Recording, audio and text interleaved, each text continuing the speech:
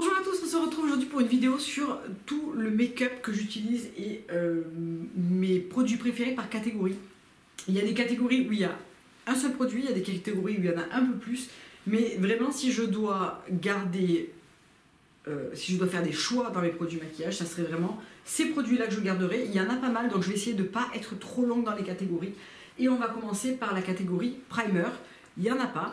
J'en utilise pas, mon solaire fait office de primer, je trouve que rajouter un primer par-dessus mon tonique, mon sérum, ma crème de jour, ma crème solaire, un primer, un fond de teint, non, juste ma crème solaire et je passe au fond de teint.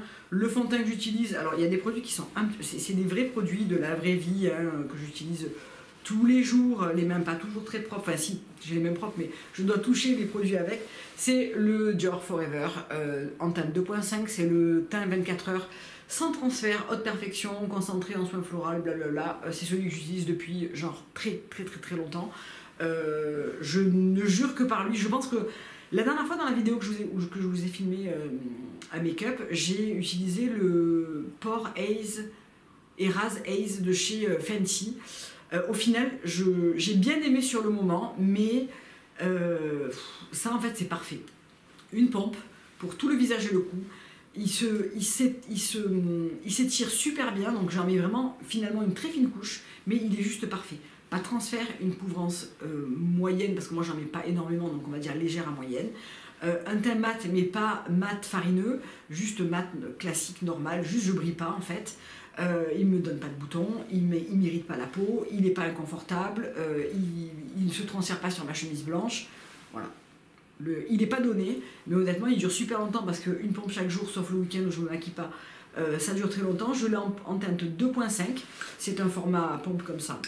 Voilà, c'est mon go-to.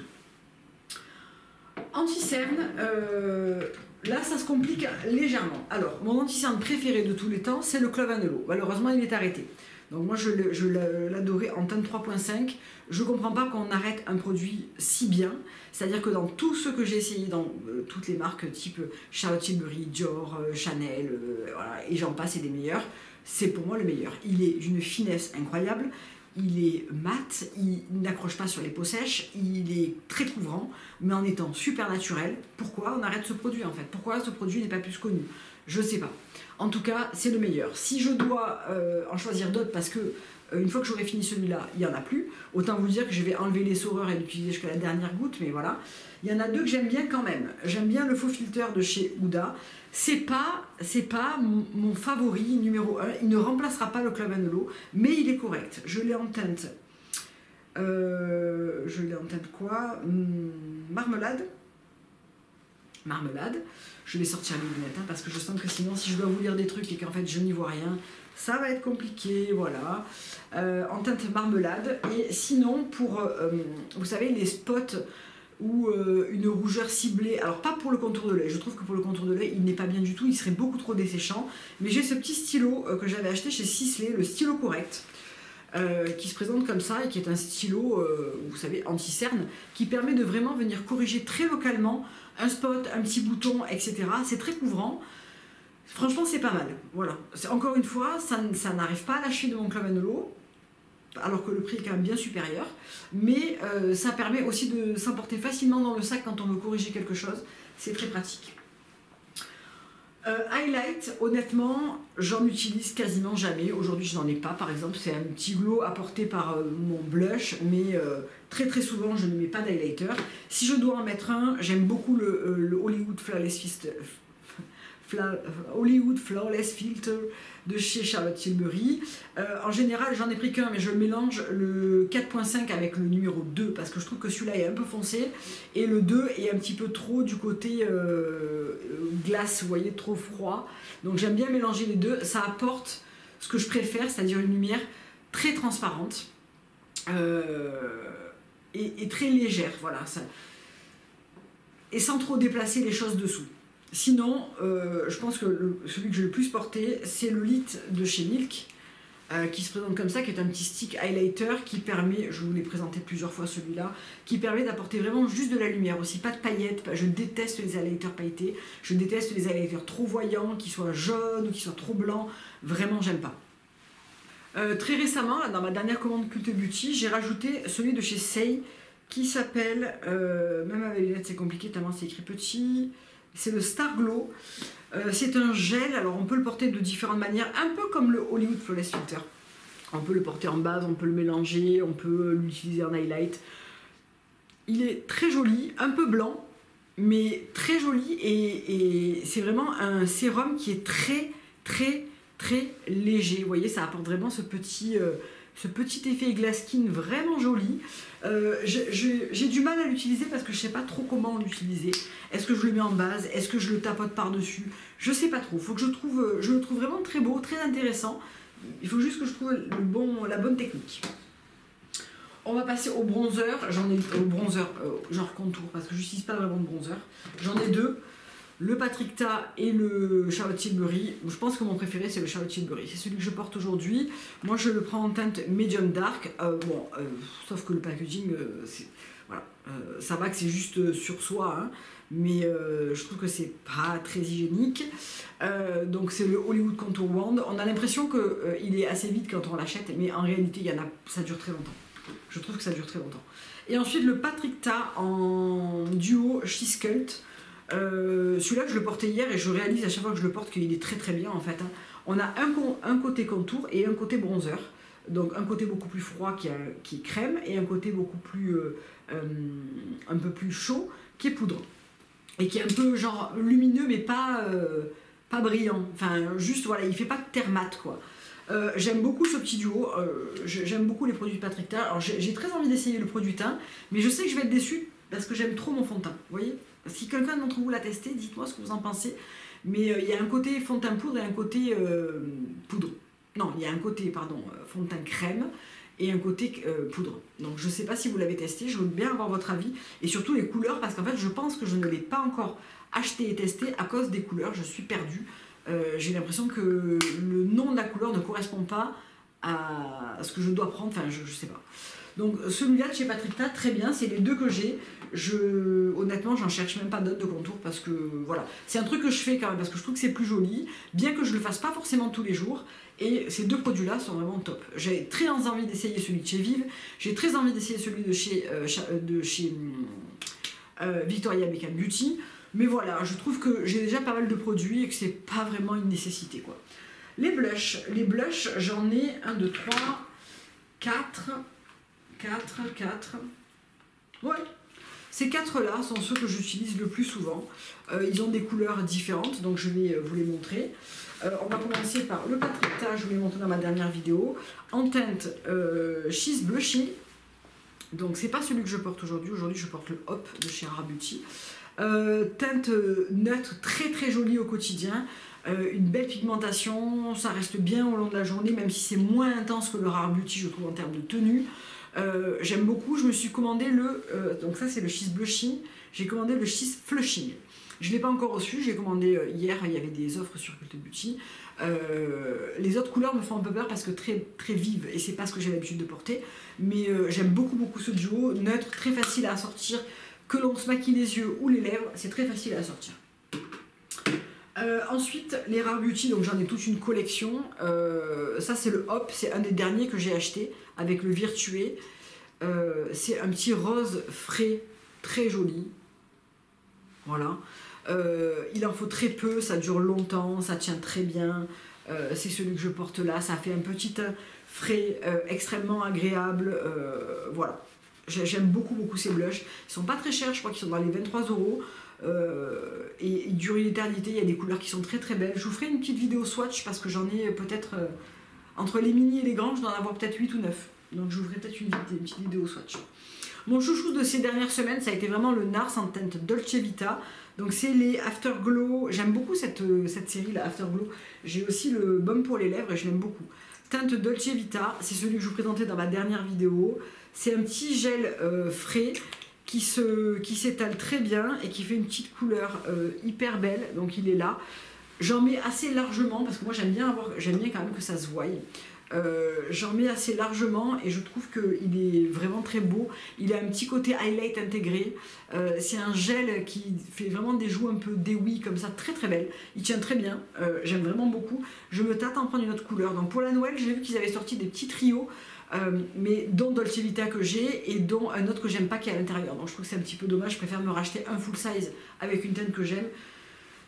Il faut que je regarde un petit peu ce qu'il y a parce que dans mon Sephora, je crois qu'il y a 2 testeurs, dont celui-là et le Orgasm. Donc comme j'ai celui-là et le Orgasm ne m'intéresse pas, voilà. Un dernier pour la route, c'est un petit blush Sephora. Alors cette série, je l'adore, sauf qu'ils sont sold out sur toutes les couleurs. J'avais très envie de me prendre la Crunchy Almond, sauf que elle est en rupture depuis genre 2 mois. C'est des petits blushs crème comme ça, à appliquer au Beauty Blender, c'est super facile. Ça fait une petite teinte flush super belle. Je l'ai pris pour assortir à mes rouges à lèvres qui sont un petit peu comme ça. Ce matin, c'est pas ce que j'ai utilisé, mais ça fonctionne très très bien. C'est un petit blush crème très agréable, très pigmenté, qu'on peut aussi utiliser sur les yeux et la bouche. Bon, les yeux non, la bouche carrément, et blindé. Ça se transforme en fait en poudre, hein. Ça se blende très très bien. Ça devient une poudre complètement sèche au toucher, on va dire. Ça se fixe très bien et c'est très très joli sur les joues. Ça dure toute la journée et je crois qu'il coûte dans les 12 balles. Donc vraiment, si vous cherchez un blush performant à petit prix et que vous avez la chance dans votre Sephora d'avoir du stock là-dessus, parce que j'ai l'impression que personne n'en a, foncez parce qu'ils sont très beaux. Moi j'ai la teinte Dramatic Plump. Voilà pour ça. La poudre, honnêtement, j'aurais pu aussi prendre la Huda Beauty. J'ai choisi de prendre la Fenty, je l'ai achetée en petit format parce que je trouve qu'elle est plus fine, elle est un peu moins mate. J'ai tendance à la préférer, elle va me durer des plombes parce que je me poudre très légèrement à la houppette triangulaire. Alors vous me demandiez ce que c'était sur la dernière vidéo, c'est la houppette triangulaire de chez Sephora, vous en avez sur tous les sites.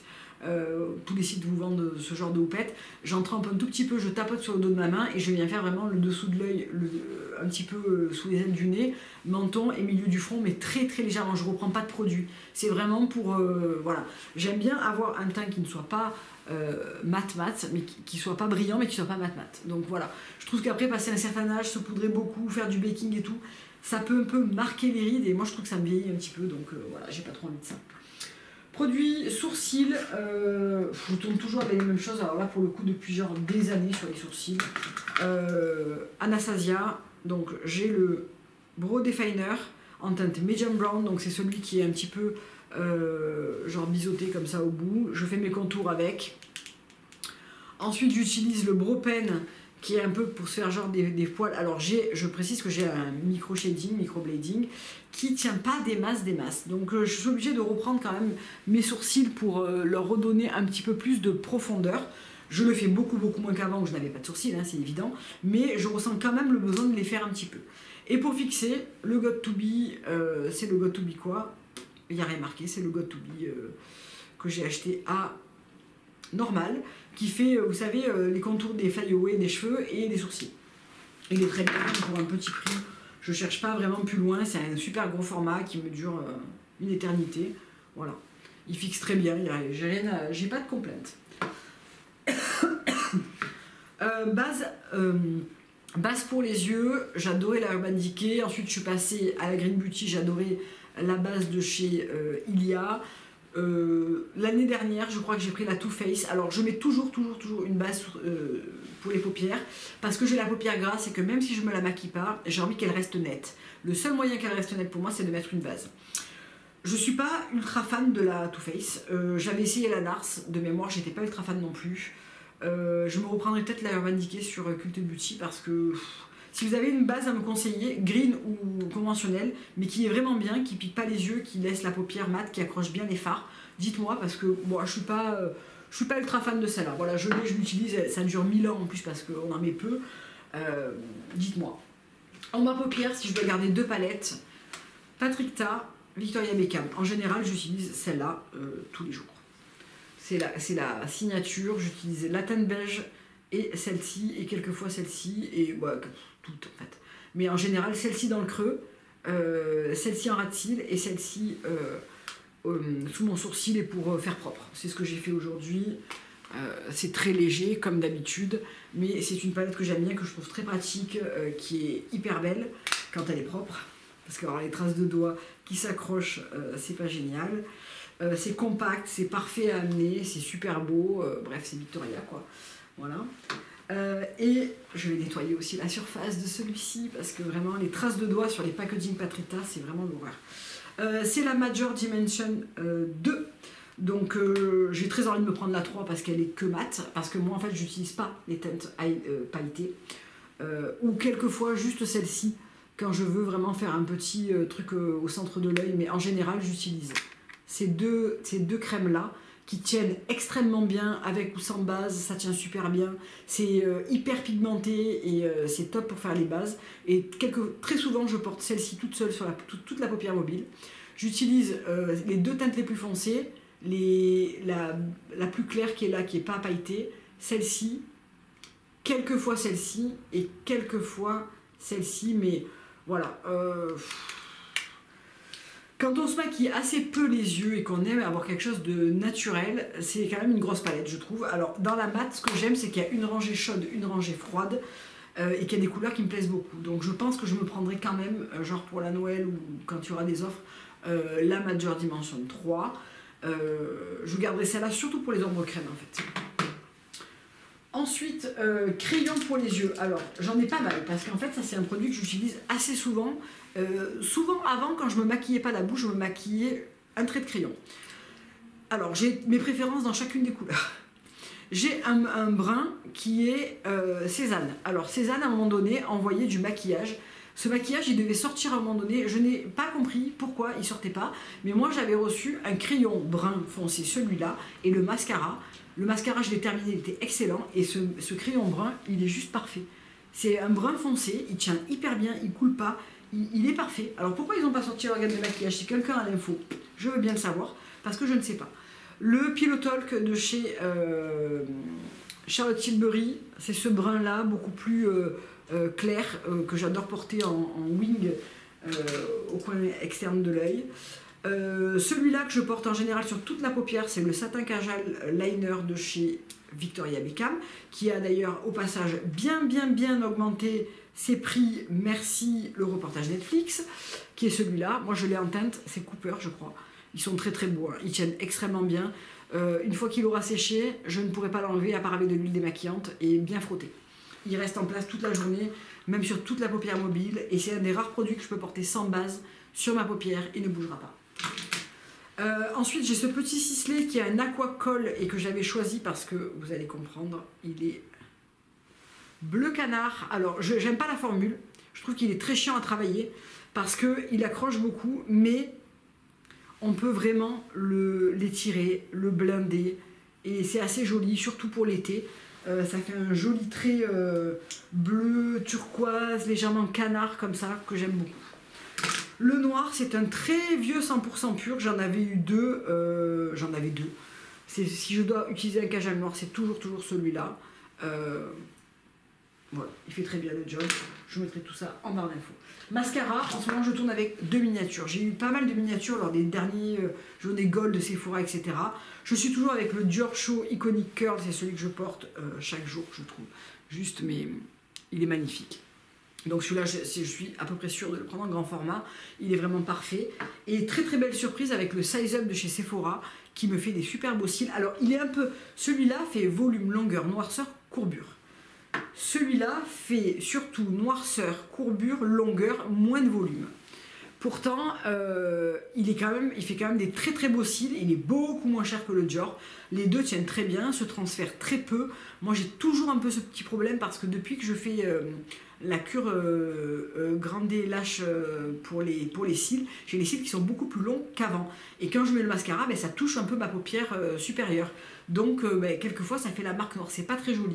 Donc ces deux-là, c'est très modéré. Le MAC, par exemple, le dernier mascara MAC, il le fait beaucoup. Donc voilà.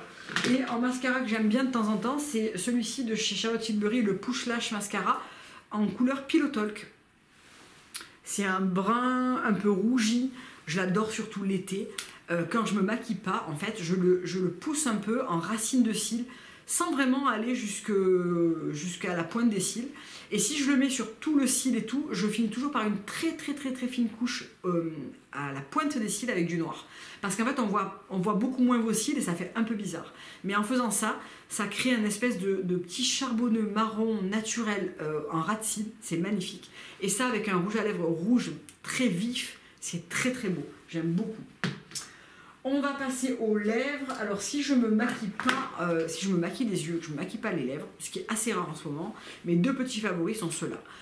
Une huile à lèvres de chez Vive, qui est une huile pailletée, comme ça, tac. Donc ça fait une huile un peu, vous voyez, c'est un peu lumineux, c'est un peu glow sur les lèvres, c'est très beau. Donc j'utilise toujours un petit crayon contour. Les crayons contour, je suis hyper chiante. J'en ai 3. J'ai un MAC qui s'appelle Strip Down et qui est mon brun, on va dire, le plus foncé, qui est là. J'ai le Iconic Nude de chez Charlotte Tilbury qui est un peu plus beige et un peu plus crémeux. Et j'ai bien sûr le Pillow Talk qui est un beige plus rosé. Voilà. Alors selon ce que je veux, je n'utilise pas le même évidemment. Et le baume que j'aime beaucoup, c'est un Afterglow, c'est le Nars Afterglow en teinte Orgasm. Je vais vous le mettre à côté. Alors c'est très léger, hein, il est là, ça apporte une petite teinte rose naturelle, un peu glow. Et on va terminer avec les rouges à lèvres. Bon, alors j'en ai que j'adore de l'ancien temps, des By Beauty. C'est incroyable comme ces produits n'ont pas bougé d'un iota. Celui-là, je le porte très souvent, c'est le fraise. Je trouve qu'il est absolument magnifique. Et alors, il m'en reste. J'en avais plusieurs de côté. Ils sentent toujours aussi bon. La formule est toujours aussi incroyable. Donc, cette marque a été arrêtée et a été transformée en Lip Lab. Mais c'est du sur-mesure. Donc, on n'a pas la même formule. On peut avoir la même couleur, mais on n'a pas la même formule. Le MAC, celui-là, je vous l'ai présenté dans une des dernières vidéos. C'est le Ruby True et c'est Ruby True. Et c'est dans les Lock Kiss Ink. Très pigmenté, en un seul passage. Et ça sèche, c'est sans transfert. C'est incroyable sur les lèvres. Très léger et en même temps très pigmenté. Et ça bouge très peu une fois qu'il est sec. Pas de transfert, très bien. Et dernier petit coup de cœur, c'est pour ces rouges à lèvres mat de chez Sephora, donc j'en ai 3. J'ai un rouge vif, j'ai celui-là, et j'ai un fuchsia, donc ça c'est le numéro 16. Je vous les présente pas tous, mais c'est celui-ci. Je trouve que la formule est juste incroyable. Ils sont super fins, on ne les sent pas, on a l'impression de ne rien avoir mis sur les lèvres. Super agréable, sans transfert ou très peu. Il dessèche très peu. Vraiment, je crois qu'il coûte 12,90 €. Quand on voit que le MAC coûte 35 €, je crois que je préfère la formule des Sephora parce qu'ils sont plus fins. Le MAC a tendance, il se sent un petit peu plus. Après, c'est un rouge mat liquide, ça c'est un rouge mat tout court. La pigmentation des Sephora n'a rien à envier à chez MAC, hein, franchement. C'est très pigmenté. Là, j'ai fait un petit passage sur la main, mais honnêtement, c'est très pigmenté. J'aime vraiment beaucoup. Franchement, si vous cherchez un rouge à lèvres mat sans transfert, très confortable et qui se sent pas, etc., à petit prix, mais les Sephora, moi, il me fait entre ces deux produits, je suis, même avec le mascara, hein, je suis très agréablement surprise par Sephora. Donc voilà, je crois qu'on a fait le tour de toutes les catégories. J'espère que ça vous a plu. C'est une vidéo qu'on me demandait assez régulièrement de vous dire un petit peu voilà, les produits make-up que j'utilisais au quotidien et si je devais choisir. Et vraiment mes gros favoris, ben, ils sont là. Voilà. Tout ça est sponsorisé par ma carte bleue. Je sais que ça vous tient à cœur aussi et même si ça l'était pas, ça changerait rien à mon jugement. Mais voilà, comme dirait Laurette, cette vidéo est sponsorisée par ma carte bleue. Je vous embrasse et je vous dis à très bientôt pour une prochaine vidéo. Bye.